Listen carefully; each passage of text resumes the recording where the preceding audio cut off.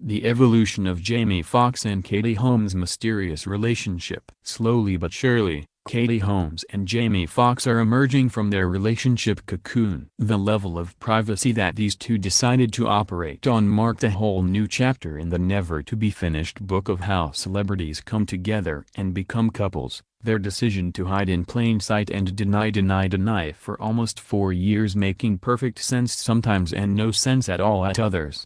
But maybe it's these times we're living in, or perhaps it's just that some years have passed, and it's now been more than 5 since Holmes' divorce from Tom Cruise. Their kids are growing up, they themselves are growing up, and ultimately what does it really matter, anyway, because now Holmes and Foxx seem to be easing the tight grip they've had on their own narrative. Not that much, but definitely a little. At least at this point, it would have been far more noticeable if Holmes had missed her guy's 50th birthday party. Not that there's really ever end of course with these two, but of course Holmes was in attendance last night at Foxx's birthday bash on the Paramount lawn in Hollywood. The studio set was made up to look like a Live on Sunday's party at the famed Miami nightclub. Holmes first joined Foxx for a group dinner at the Highlight Room, which commands a dramatic view of the city, and then they left together for Paramount Studios, where Katie looked on as Jamie gave speeches and danced with his friends, according to a source.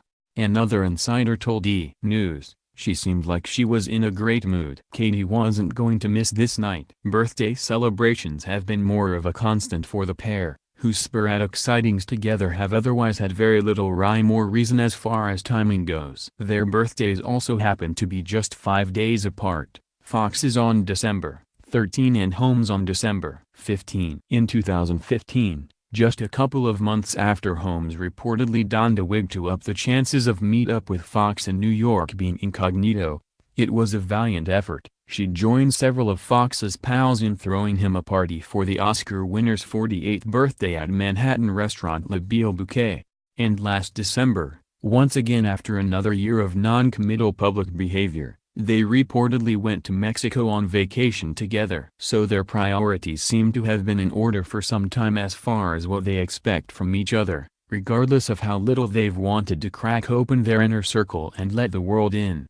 Yet for a reason that is likely to remain unexplained for the foreseeable future, Foxx and Holmes finally did allow themselves to be photographed. We give all the credit to them, because we know for a fact they can avoid getting caught on camera together, walking hand in hand on the beach in Malibu over Labor Day weekend. It's impossible to say for certain why these two grown-up, successful people spent the first 2 years of their relationship, or, to give them a little benefit of the doubt, the first 2 years of their blossoming friendship, acting as if the other didn't exist.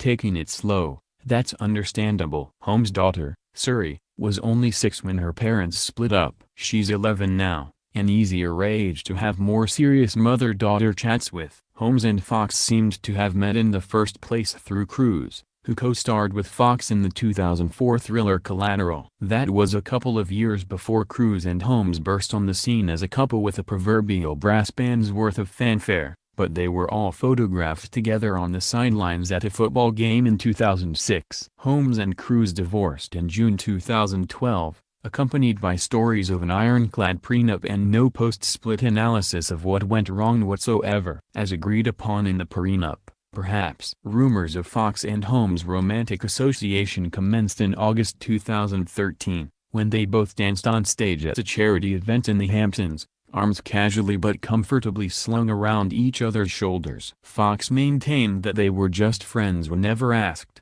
and he was always being asked, and obviously Holmes had a whole other none-too-distant past to shed as the ex-wife of one of Hollywood's biggest, most inscrutable stars. Holmes had just gotten out of one relationship that had defined her entire persona for the previous 6 years, not to mention altered her career trajectory, so she surely didn't want to jump right into another twosome that would also inevitably dominate the Katie Holmes headlines.